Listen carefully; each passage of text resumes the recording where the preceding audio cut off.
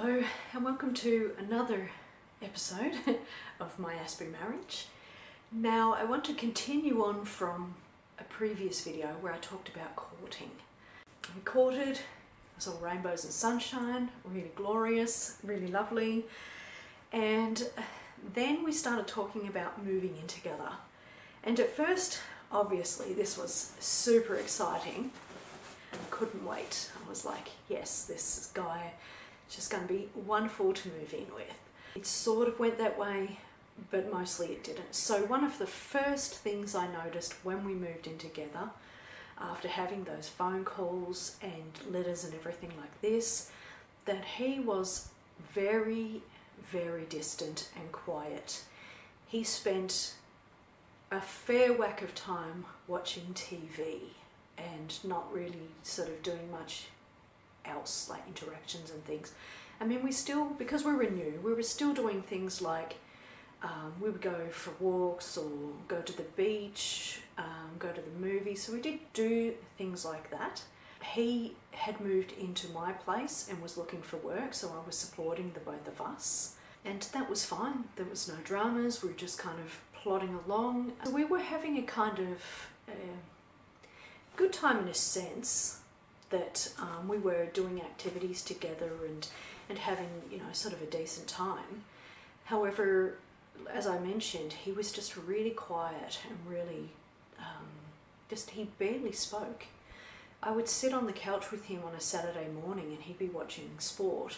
That was his thing when I met him. It was sport, sport, sport, sport. And it was like he'll watch the footy until that season finishes, and he'll watch a tennis until that finishes, and the cricket, and basketball. I didn't even know there were that many sports. I never had a clue that they went like on a stream, like one after the other, because I didn't watch TV. I was a music person. Everything about my world was music. So he even walked into my house and he says, oh, your TV's really old and dodgy. And I said, oh, don't worry about the TV, look at my stereo system, because it's all about music for me. So when he moved in, it was the opposite. He was all about telly, sport, sport, sport. And then he'd watch the news, and he'd watch the local news and the national news and then the world news, and then it was on to some other sport that was on at the end of the night.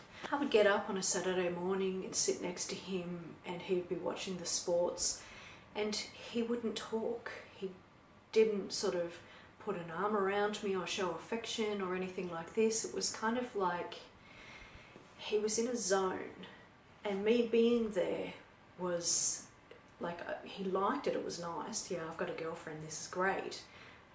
But don't interact with me because I'm busy, I'm focused on this thing. And I soon got bored with that. I ended up sort of just being, well, I'm not going to sit here all day watching sport, or even for an hour or two, or however long it goes. It was totally not my scene, so I would get up and just potter around the house. That was the first sort of 5 months of him living at my house, and I just noticed that he was just relatively cold and distant. And then after a while, because he couldn't find work, he ended up returning to his place and getting some sort of old job back, or another job at the same company, however that worked for him. Then we were separated for about 6 months, and we really missed each other at that stage. We really sort of like, he was regretting leaving, I was just sort of just generally missing his company, and the things that had been going on while he was at my house those first 5 months, they hadn't been so dramatic that they were like terrible, if you know what I mean.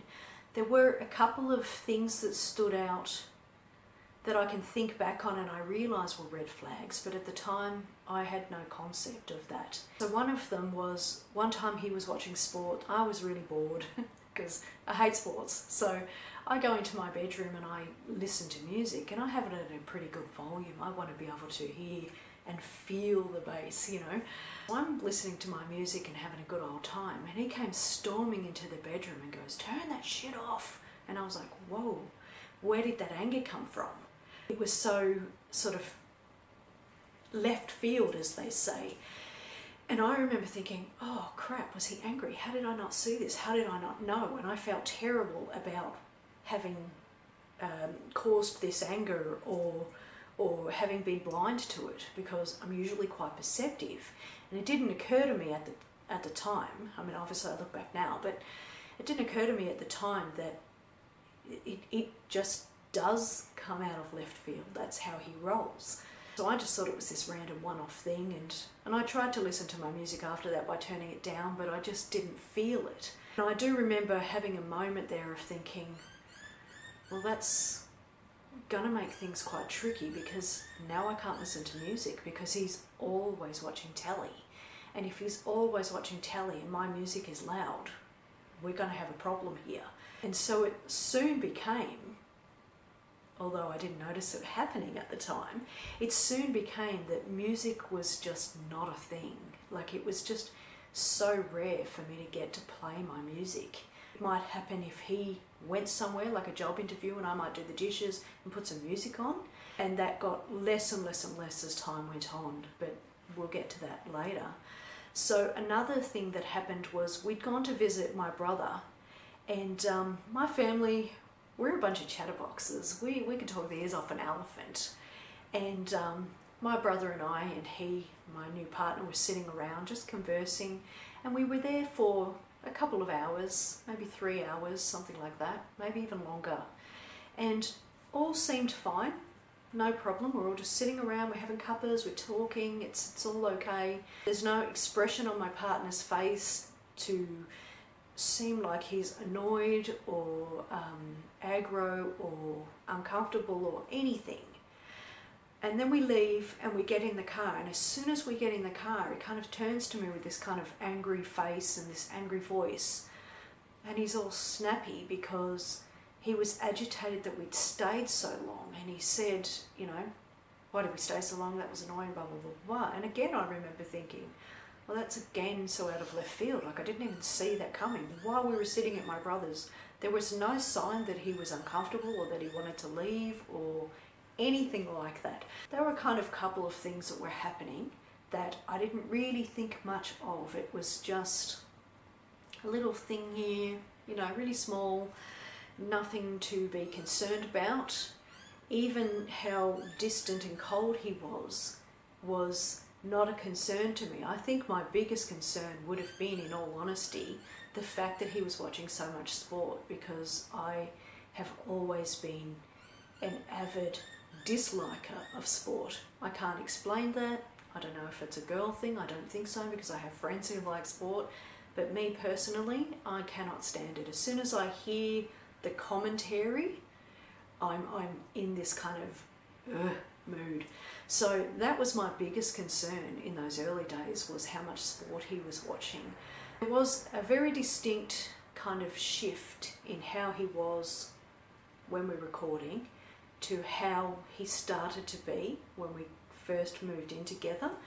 Although, as I'm saying, in those early stages, there was nothing really obvious. Again, I ask you, was this the same for you? Did you move in with each other and notice a dramatic shift in personality?